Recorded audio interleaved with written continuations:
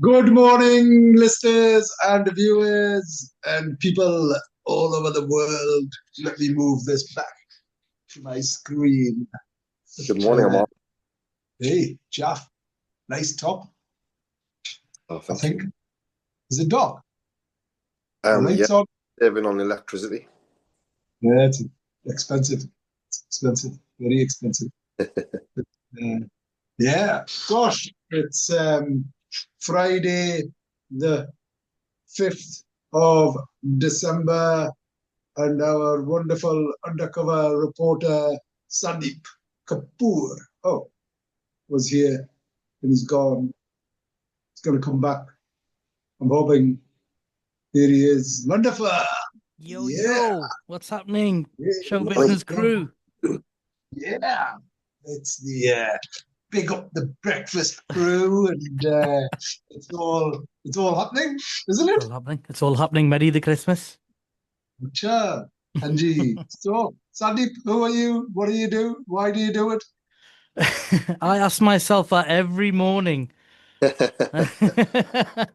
And every morning Why it's a do you? different question. It's a different answer, sorry.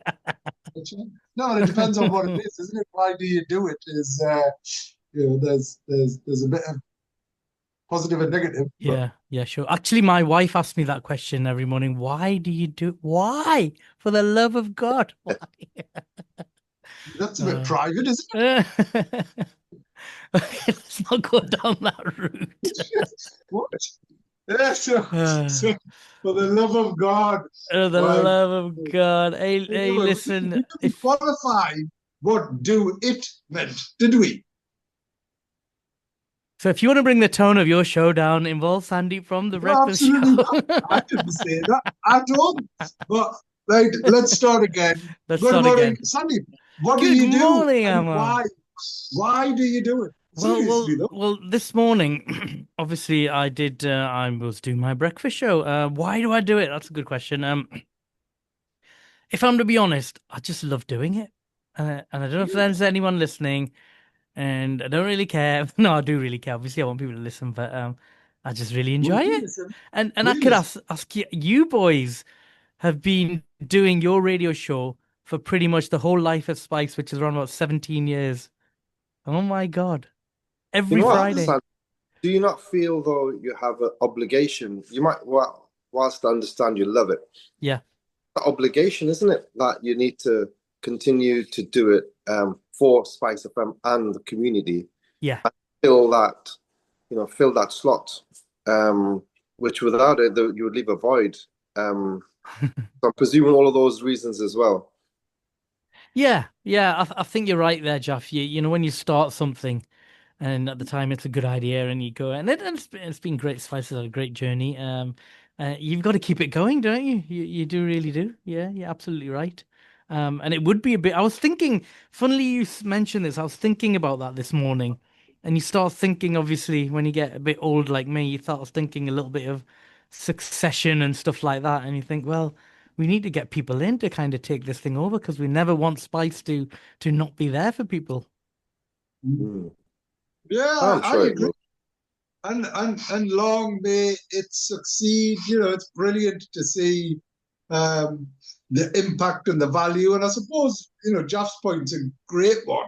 It's public service, isn't it? That's what this is. Yeah, It absolutely. is truly public service.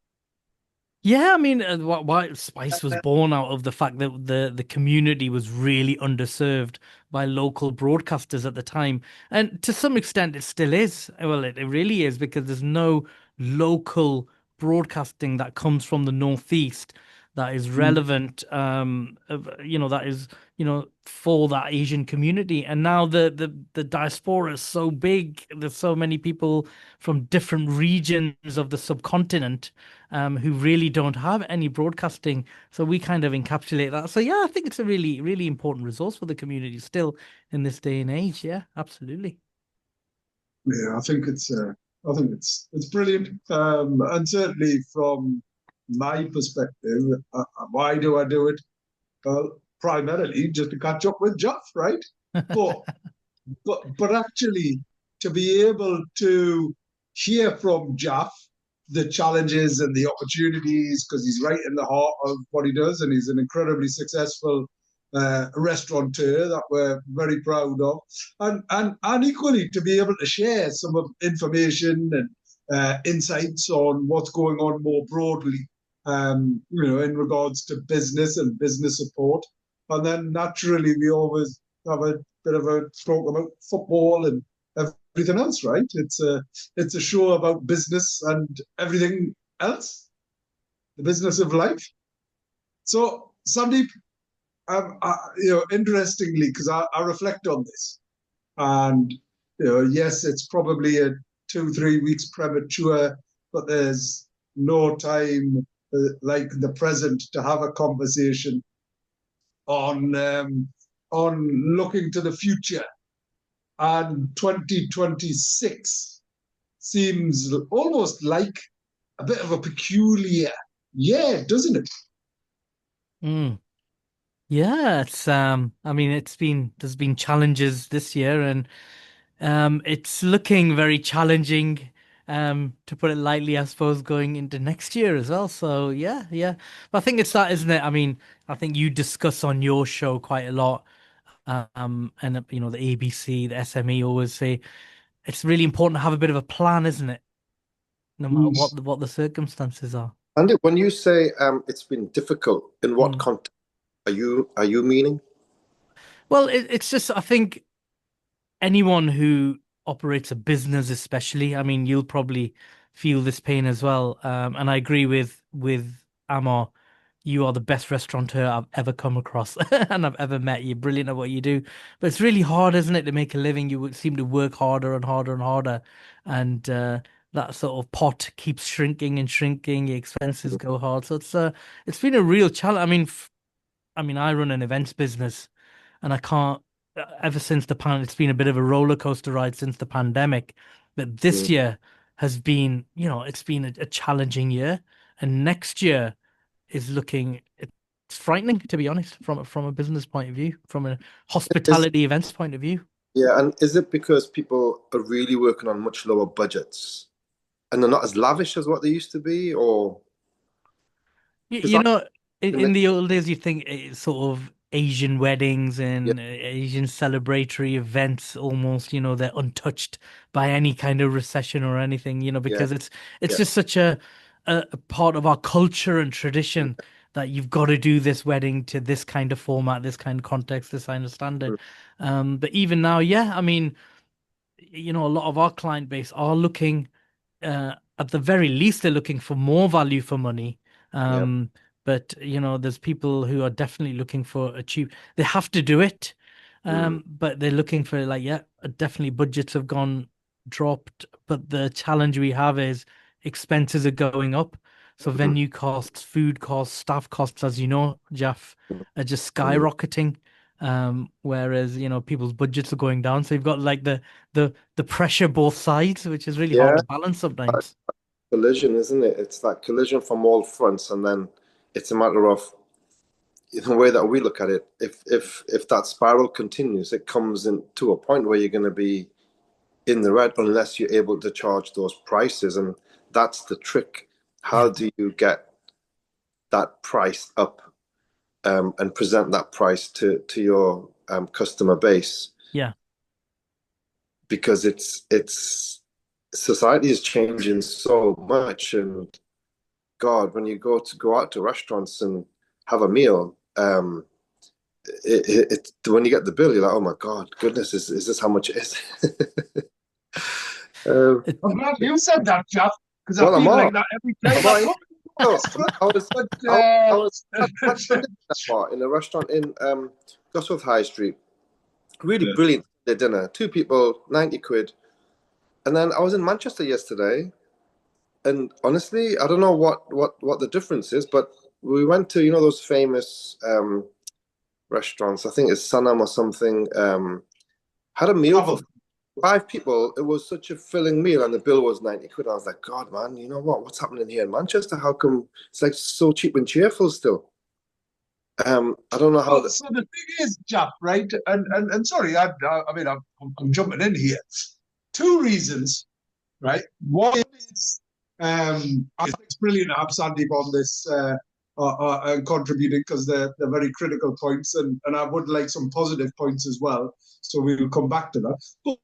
But one of the things that you'll probably find in a lot of those spaces and places is that they haven't necessarily reviewed their business model. Right? That you're still going to takeaways in and around wherever. You're still going to restaurants where they haven't updated the menu for the last couple of years because they just haven't reviewed it, right? And they're not looking at the viability. They're looking at the quantity of people, so it's rammed, it's jam-packed and whatever else. And actually, they probably had elements of margin in what they were doing and making anyway, right? So they're probably not at that stage where they're overly concerned. But that'll be one of the things. The other thing is actually, curiously, someone said this to me, and I'm talking very openly here, right? I'm chuckling at the price of things because I actually got really upset at someone who was charging me, and I said, "Can't believe I feel as if I'm getting ripped off." And their response was, "You're living like in 5 years ago. Where do you think these prices are?" Type thing. And I suppose it's like anything, right? It's what do you value? What's the value of a product or an experience, right? So we will all go out and spend £1,000 on one of these, right? We will. But for what we use, a £50 version would do the job, wouldn't it? You know, what do I use? I browse, I look at some apps, and I make some calls and send some text. What else do I do? And yes, I take some pictures. And actually, there's some really good quality £50 phones. But we're all prepared to pay for that, aren't we? And no one sits there and goes, "Oh my gosh, that phone's outrageous." But we will do that when it comes to broader leisure type of experiences and things like that. So twofold. You know, I need to go down to Sunderland. It's actually worthwhile me driving down there because it's probably cheaper to go there after food and drive back.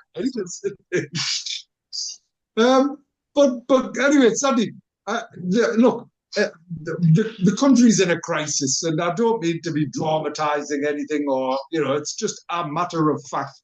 The policies that have been introduced, and there's various, and this isn't a political, because actually everyone struggled across all parties over the years. But sadly, the policies that are being introduced without effective consultation. Right? If you look at even simple things like, "Oh, we're going to dismiss all the jurors. We're going to dismiss all the juries, and because that'll just speed things up." And it's like, but our country is recognized as one of the best in law, right? And without jurors, without having peer support, it then relies on a person.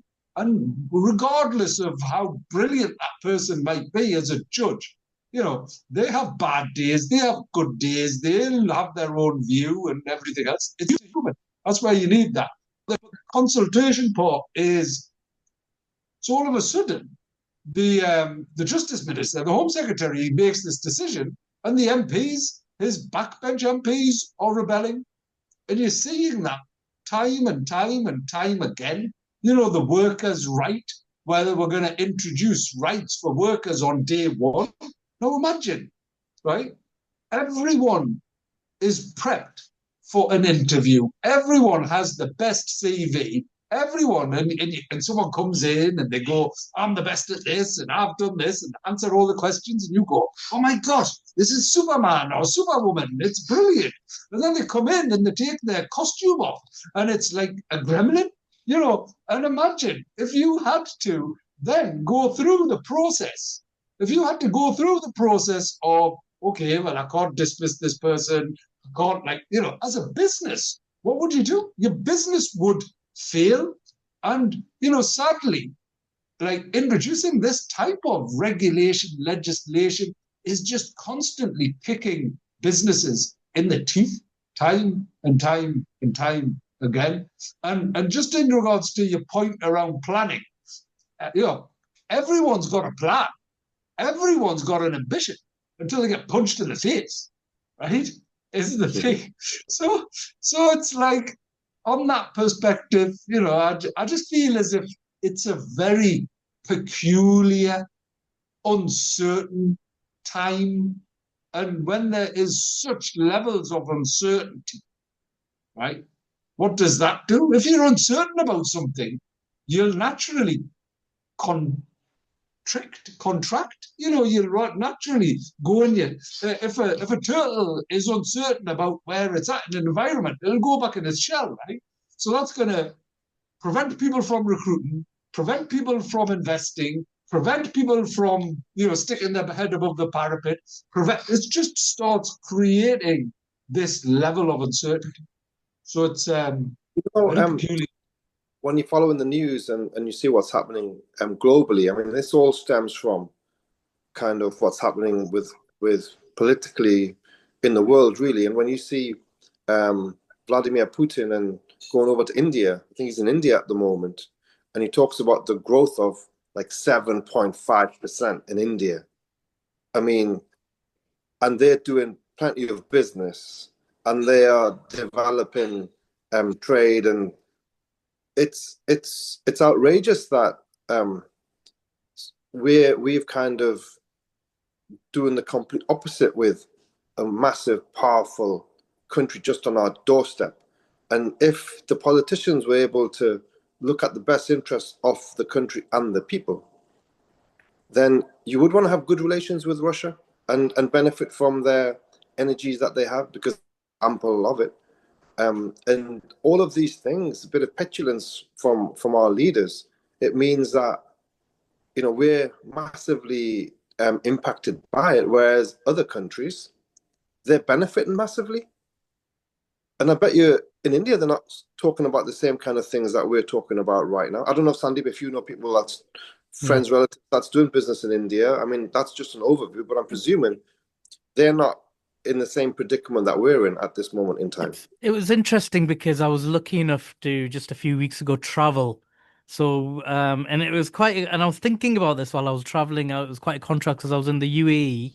We were in Bahrain, we did Bahrain, Dubai, India, and then obviously back to Britain. And it's such a contrast. Now, India, I don't know. I've got mixed thoughts about. I mean, look, the whatever obviously Narendra Modi is very well received there. Everybody's got big fans and everything like that. But I think with India and talking about meals, we went to some really good restaurants, and it was cheap as chips. It was like it was really cheap, and the fuel there is cheap. So it's like the cost of living there is much less. But I just still feel. What struck me going to India and Dubai was India, I mean, it's probably same with Bangladesh or Pakistan, is when you go to the local areas, and sometimes you think, this could be massively improved. It's like, Is it? Yeah, but and I was certain cities and certain technologies are really kind of world class. Yeah. But the general kind of infrastructure in such things, infrastructure, and I guess standard of living could be improved in a lot of places. Yeah. But I think. But I mean, theirs is. I mean, look, I'm a proud British Indian. I've got my Indian heritage, which I'm really proud of, and my British heritage is fine. But you know what struck me? There's a thought that struck me that Dubai, for instance, right? Relatively new, what, 20, 30 years, whatever you want to. Dubai has literally been built by labor from the subcontinent, whether it be India, Bangladesh, Pakistan. That's the labor that's come over and built Dubai. And I was just thinking, as a country, why is India let its labor go to another country and build this beautiful, super paradise? And that labor, which is on your doorstep, you haven't been able to utilize that to improve your own infrastructure. Well, and it's not like they get paid to earth in Dubai. They don't. It's not something that, I mean, our but country should. but they do get paid better than what they get paid in Pakistan, in Bangladesh, and in India. So it does come down to Yeah. that element. But you're right, Jeff.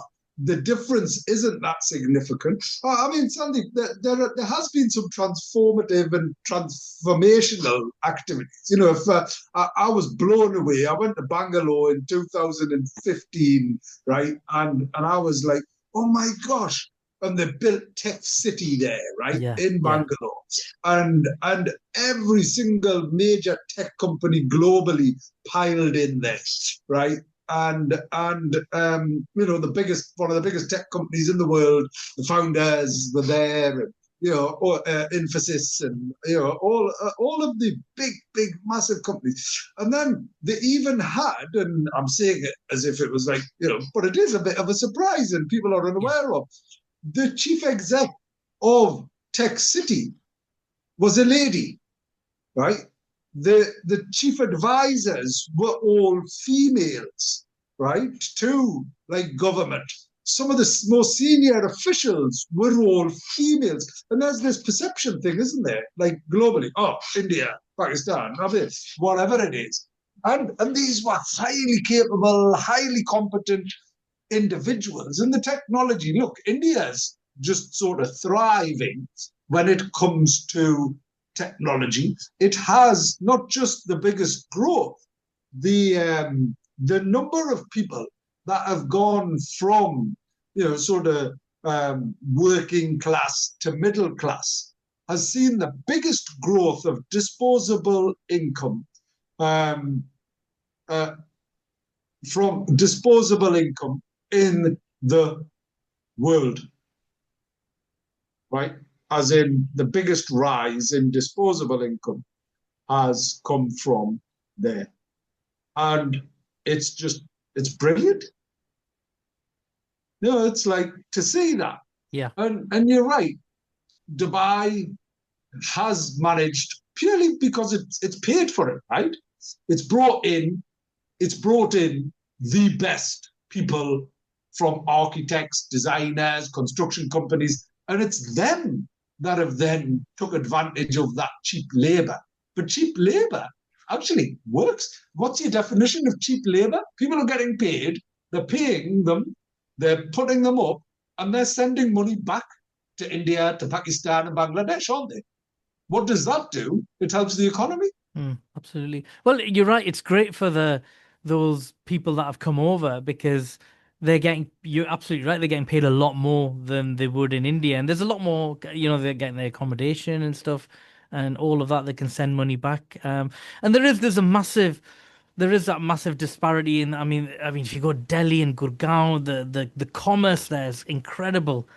Businesses are flourishing. And I think the other thing there with a big difference I feel sometimes between India and the UK is they celebrate basically entrepreneurship. They celebrate success almost. But here it's kind of demonized a little bit. If you've worked you work really hard and built a business and, you know, a little bit of wealth, you become the rich. Oh no, these rich are bad. Let's take all their money off them and give it to everybody else. Where in India, it's a bit more of a different attitude. That, you know, startups. That's why startups are massive there. Just things that I saw out there. Yeah, Well, no, even like that Turkey. It's even places like, you know, I was in Turkey. Turkey's economy is shot, right? Inflation, like 30, 40%. It is scary. But despite that, the general policies and approach, people are like buzzing. And they've connected all the dots up, you know, from startups through to the various other elements of how do you take a startup, how do you support it, how do you invest in it, how do you validate it, how do you then scale it, how do you then grow it globally, and you know, haven't seen these ecosystem development, and a lot of it, believe it or not, is private sector driven, and I feel as if the big real opportunity here in this country isn't relying on the state to do anything significant, but for the private sector to come together, right, and to support itself, because governments come and go, right? Funding comes and goes, policies come and go, and yes, they're not ideal. And it's been proven time and time again. The last few years, the vast majority of policies introduced have done nothing to support growth. In fact, it's contracting is what it is. But if, for example, Jalf, you clubbed together with 100 other restaurateurs and set up a buyers club, right? Set up a buyers club. You're not buying for 4 or 5 restaurants, are you? You're buying for like 100x. What does that do? That reduces your costs across all of the overheads. So whether it's bulk buying of energy, whether it's bulk buying of packaging, whether it's bulk buying of whatever it is, right? And that's something that we can do. In fact, that's something that we are doing, because that then allows, right, for the margins to be increased. And then similarly, I mean, gosh, organizations like Just Eat and the Uber Eats and all of these other food type things. There's lots of them. I've just mentioned 1 or 2 for the record. There's hundreds of these organizations, and they all are equally have the same business model, whether you like it or not. But in any event, they're taking the profit out of the businesses. Yeah, it's incredible, isn't it? How 25%. 20 to 25% other charges, average charge, 25%. Well, the conundrum is in society, whilst we're having all of these discussion about costs increasing and everyone's under pressure. But when it comes to that particular platform, where the food operators all put their prices up by at least 25% to compensate for the fee they have to pay these mediums, but the customers seem to be okay with doing that just because of the convenience factor. They're paying way above and beyond the actual price of that particular product just for that convenience element. Or is it convenience? Is it laziness? I don't know. But it's something that I think society, they have fundamentally changed society. And if you think about the likes of some of them, when you see them advertising at Champions League halftime with Snoop Doggy Dogg in the ads, then you must realize how much money that they're making. It goes back to value, doesn't it? Like, what do we value? Perceived value. Yeah, no, that's whether it's perceived or actual. It's the same, one and the same, isn't it? As in, if you are perceiving sort of the value of something to be X, then perceived value is that you go into funnels, you have a look at I don't know, I'm terrified at some of the cost of. Have a look at a Gucci shirt. It's £1,000, right? £1,000, 20% off. You think, oh my god, yeah, this is a good deal. You pick it up for £800, but it was never priced at £800 in the first place. It was probably 600. So they put it up at 1,000, overprice it, and then put on the discount for perceived value. So there is a difference between real value and perceived value.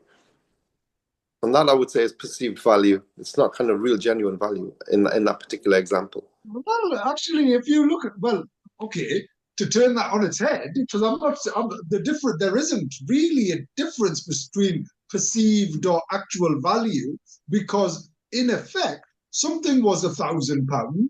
It's now discounted by £200. People paid £1,000 for it. Your perception of it, oh my gosh, I've had to, you can look at it and it's still £800. Naturally, I'd be struggling to pay £80, just because you're sat there with your Tamaguchi, whatever top it is. It's nice shiny top, that Jalf is what it is. Is it like a special edition one? Or you could go to Turkey. So the real perceived value is, I go to Turkey and buy that same Gucci top for like £20, and I wear it, and like everyone's and I'm like, that's perceived value because I'm like buying something and wearing something that's fake. Anyway, Sandeep, positives. Give me some highlights. Give me the headlines of this year. Oh my God, the headlines of this year, the positive headlines. Positive, positive. Yeah, yeah, please. Oh God, well, it's been good. I mean, as a business at Spice, it's all good. We've got so many great presenters on, and we're actually at a real high point at Spice. It's doing really well. We're ticking our mission statement is really kind of there with all these great shows we've got in the events world. We've done some cracking stuff this year. It's been hard, but we've kind of really done some brilliant stuff and some really creative stuff that we've all enjoyed doing. So yeah, I think there's still positives out there. I think it's just that, isn't it? It's realigning your strategy, looking at things a bit differently, and there's always opportunity. There's always opportunity out there, even in downtimes. In fact, some people would say, you get more opportunities when things are down. So yeah, look at the positives. Let's do it. 2026, smash it. Good. And it is, right? You can either, your glass is either half full or half empty. I must admit though, I think generally as a human race now, we are angrier, we're more impatient. I'm getting older. I'm thinning on the top. Unlike you, Sandeep, you're brilliant. I love it there. Yeah, I'm thinning on the top. I'm thickening in the middle. I'm starting to creak, is what I am. But no, going back to that anger and impatience, it's crazy, isn't it? I mean, when you're driving around, do you like? I hear like you know, even just sort of 5, 6 years ago, you wouldn't hear that many people tooting their horn in this country. Now it's like people toot their horns like daily, don't they? It's you'd go abroad and you'd always go, oh my gosh, people are tooting the horns, and now it's happening here. I've got the answer to that. Please, I'll tell you right. So I don't know if you follow astrology or anything like that, but I was talking to it's quite interesting astrology, and yeah, yeah. apparently Mars, which is the hot, angry planet, is very prevalent in the whole astrology thing. I don't even know the technicals of it, and it has been for the last 2 years. And that's why. And you're right there. And this astrologer saying, "Well, can you look at the world, right? There's wars everywhere. Like it's just a, and even yourself, like goes." And then you think about it, and you think, "Oh yeah, I'm getting a bit angry at myself, to be honest." Mm. So they put it down to Mars. It's all Mars's fault. But yeah, so men are from Mars and women are from Venus, aren't they? There's a very famous book that was written, and I would encourage everyone to have a read of. But I mean, regardless, I feel as if people's temper, and actually it probably is 2, 3 years. Certainly since COVID, we're impatient, right? Yeah. We've become socially isolated.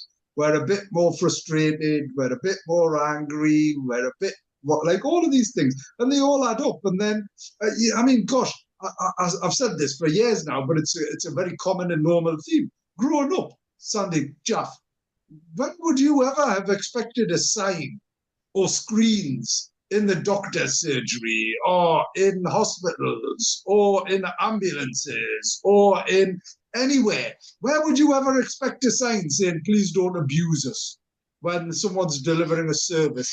It's crazy, right? Yeah. And that in itself, from a psychological perspective, probably influences the opposite. Because if someone says, don't shout at me, I'm not shouting at you. Very true.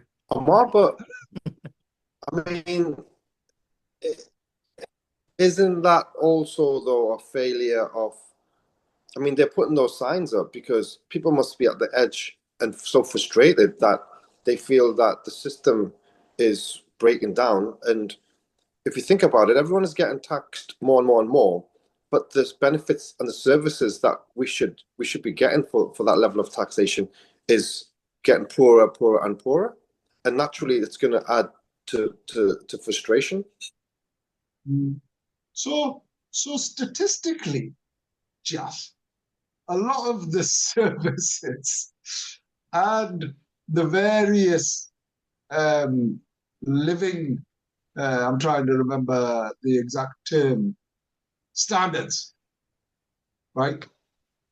Statistically, they would suggest that they've improved in comparison to where we've come from. No, okay, I'm just saying statistically, so that is definitely a perceived level of value. It depends. I mean, well, when we were...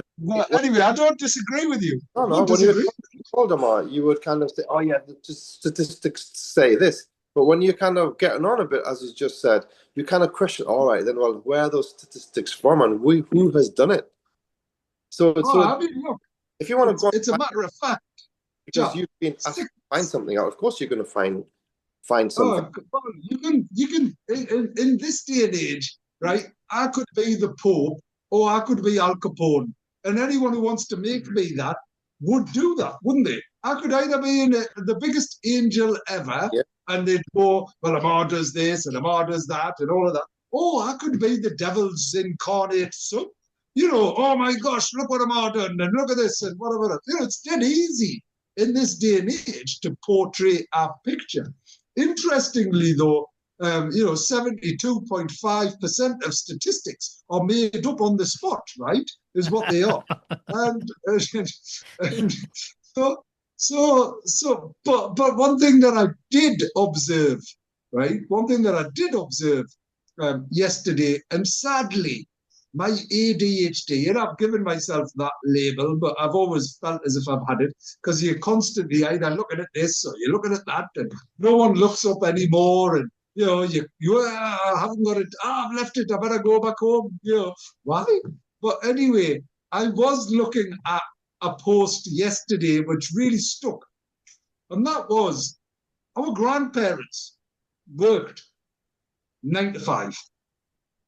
Or whatever they did. I'm not talking about the shops. I'm even in the shops or whatever it was, right? People worked. But traditionally, people worked at set times because the shop was only open at a time when customers would use it. You were bus driving, you had a shift, you were teaching, you taught during those times. Everyone worked at a particular time, right? In the main. Everyone. Doesn't matter what color you were, how well you were off or not, or whatever it was. You done something at a particular time. And in the evenings, you sat and you had your meal together. Everyone had their roti together. Everyone watched something together, right? Everyone done stuff as a family, right? Weekends were spent doing whatever you had to do, but it was all done. Like where everyone had so much time, we now live in a modern society and we're constantly rushing and stressing and getting and never having enough time to do anything. No one has time to do like everything that, my list just keeps getting bigger every single day. Do you know, Ammar, just on that point, I remember about 10 years ago, I was on a plane going somewhere, and the lady, I said, oh, so where are you off to? And she said, I'm going to New Zealand. And I said, what's it like over there? And she said, do you know what? The rat race that we live in here, it doesn't exist over there. That was just an example. And I think that's kind of was quite poignant, wasn't it? That people leave countries just to find a bit of peace and get out of that rat race that we seem to be in. And you're right. And it's certainly, if I look at how many people that can afford to, and that's a critical point, the amount of people that can afford to, who are all just saying, I don't want to live here anymore. Why do I live here? And actually, I sit and I think to myself, I love this country. I was born here, brought up here. I love the region. I spent like 3 days in Turkey, all they ever heard. I bet the people around me were just sick of northeast, northeast, northeast, doing this. Like they're from London, and I'm just going northeast, and they're like, all right, anyway, northeast, northeast. Do you know what I mean? Yeah, that was it. But then I sit and think to myself, oh my gosh, if I could afford to, would I? And would the family have a better, I'd go and do a 9 to 5 job somewhere. The New Zealand point, so my wife's auntie and cousins, they live in Australia. And I remember going there and we went to, the Gold Coast and, Barrier Reef and all of that. And the kids went to school from 7 until like 1 o'clock. So they went to school at 7 a.m. They finished school at 1 o'clock because they're all encouraged to go and do surfing and sea and, spend the rest of the day developing themselves and whatever. And are they less educated than us? Absolutely not. Did they have a better quality of life? Absolutely. So there is something to think about. All I ever hear, and I love my wife dearly. All I ever hear my wife worry about is, oh, did such and such do their reading? Have they done this? Have they done that? Constantly, every day and night, all I ever hear is, oh, well, I have to do this and I have to do that and I have to do this with the kids. And I give the kids a break. It's like, anyway, that's just because I'm like, It's I'm too lazy to do all of the stuff, and I'm so glad that I have my wife to be able to, keep that autonomous, monotonous type of activity, routine, and things like that. Is the thing. So, Sandy, if you had a wish, if you had a magic wand, right? What would you wish for 2026? oh my God, right, okay. Can it be cringy and be like not Oh, world anything. peace? Right, Anything. okay. No, I'll tell you what don't, I'd don't, wish for. don't start with that. It can be anything because it's not, is it? Go on. Okay, okay. This is honestly, genuinely, this is what wish for, and I think this would just solve so many problems in the world. That everybody, every human being becomes kind, just becomes kind, and instills that kindness in them. Just be kind. That's it. That would be my wish. Well, that's a beautiful word, man. Beautiful. Unfortunately, that word is like going out of the freaking dictionary these days, isn't it? You don't seem to you don't seem to find it. Like I always say, kindness should be a virtue, but kindness is seen as a weakness, unfortunately, and that's a Yeah. problem in society. Well, it depends who's Wait, who's you know who's asking, who's saying that. I think people should just be kind. I think it's a beautiful thing. Well done, Sandeep. And I think am Jeff I? and I are 100% behind you. Let's And let's I, start and a I, campaign, guys. Let's start the kindness that's it. party. No, no, Yeah, let's do Start a something. movement. yeah, Yeah. I think so. I think so. Jeff, magic wand. Yeah, it can be anything. If there was a magic wand, I would have all the leaders in the world stop freaking having wars with each other and fight for peace. Because if we had that, our lives would be so much better. Our lives on a day-to-day basis. Because everything that's going on around the world, all this horrible stuff, is directly impacting us. The cost increases, um, just so many things. They impact us on a day-to-day basis. Yeah, I agree. Peace Stop war, and fight. kindness and love. We need more love, is what we need. But the one thing that everybody can control, right? And the one thing that we can all influence, and arguably is the single most important trait in the world, is gratitude. Be thankful, Very right? true. As in, be thankful. It's the one thing that can transform someone's day from them having the worst day in the world, in their life, to someone just going along and saying to them, a bit like your point, Sandy, be kind. A bit like Be kind. yours, Jeff, peace. But just a simple thank you or well done. And kindness, can I just say, just something that Jeff was saying there. Um, Mm. can be seen as a sign of weakness. And me and my missus have this little phrase that we use often, and we always say, "Kill them with kindness." And it's actually quite a powerful thing, kindness, because if you're kind to someone and Mm. considerate, even like in a business context, I feel, well, me personally, I've experienced that you can actually be a lot more productive. You'll get a lot more out of someone that you're just kind to, I think, Yeah. personally. It's quite simple, Well, no, really, you're isn't right. it? I think it's a lovely thing, and I think we should encourage it. I think you're right. Let's create a campaign. Let's create this movement.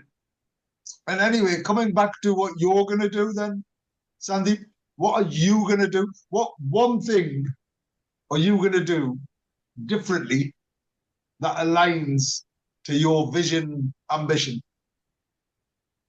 Of kindness. Anything? Anything? Oh, oh my Do, God, well, do one thing, start, make a commitment publicly on doing one thing from tomorrow. In fact, from today. Forget tomorrow because it okay. never comes. I tell you what I would really, really wish, and this is Yeah. probably my New Year's resolution every year, right? And it would solve a lot of things in my life. I think you two could probably relate with this. Time management, manage Right. my time a lot better. That's what I'd love to do. Okay. And but what are you going to do to enable that? What one thing are Hmm. you going to make a commitment today to do something that's going to help you achieve that goal? One small step. Oh God. So, okay, with wearing many hats over many different sectors, from charities to businesses to third sector to every sector, I think I am gonna, at some point, sit down, think about what I'm involved with, and and kind of organize it really well, that my time is organized really well. Use digital, whatever we need to use, diaries and this and that and the other, and just organize myself a bit better, which always, I don't know, it goes out the window for me because you get hit by curveballs and then you get swallowed up here and swallowed up there. But anyway, that's what my little venture is. It's not a little thing, is it? That's a huge thing. That's like, that's something that you've Think already big, created bro, a think big or go barrier. home. You've already created a barrier by starting by saying, oh, this is what I'd like to do, but I've never been able to do it, but that's what I'd like to do.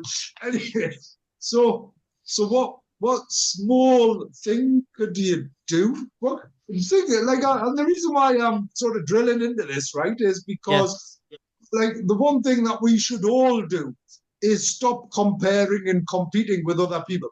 very true. Right? There's only one person you should compare and compete with, and that's yourself. Because Very it's the true. only thing that you can influence, right? I'd love to be able to be the fastest, the quickest, the bestest, the tallest, the handsomest, the whatever it is. I'd love to be all of those things, but in reality, I'm not. So, what can I do to improve myself? So, what one thing is it that you're going to do today, Sandeep Kapoor, multi hatted, multi talented individual? What one thing are you going to do from today? Can I start it from Monday? No, because it'll never come. Yeah, that's like change it. I'll tell you what I'd really like to do. This might sound ridiculous to you, but become a morning person. Wake up like you do, Ammar, at 5 o'clock in the morning. That's what I want to do. No, but that's not going to happen, is it? Really? Let's be honest. So, like, stop making up these like fictitious Tomorrowland type of ambitions, and write it down. Here's one thing. I'm not going to tell as in write one thing down that you're going to do every single day and tick it off. Jeff, give me some ideas. Jeff, what are you going to do? What are you Jeff, going to what do you, to Jeff, change what are you gonna do? I'm gonna positively? push it onto you. Yeah, let's pick on Jeff. Let's pick on Jeff. Oh gosh, I really um don't know, but something that is niggling a lot in my head, and I feel that I want to help, or I would like to change people's understanding of what they eat, and really realize the difference between real good food, which when it goes into your system, it actually impacts you in so many ways for the better. Mm. If I could really think about everything that I intake, whether it's negative or positive, and share that with wider society, and get one individual just to understand genetically modified food and A, B, C, and D, and stop things going down that pathway, I would be really proud if I could somehow influence that. That's a great idea and Because ambition. as time goes by, every day there's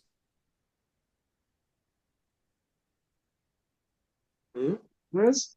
Every day there is. I'm not sure if there's something up with our connections, but Can you hear me? I can hear you now. All right. Can you see me? I can see you, yeah. It was just went a bit slow for a few seconds. All right, okay.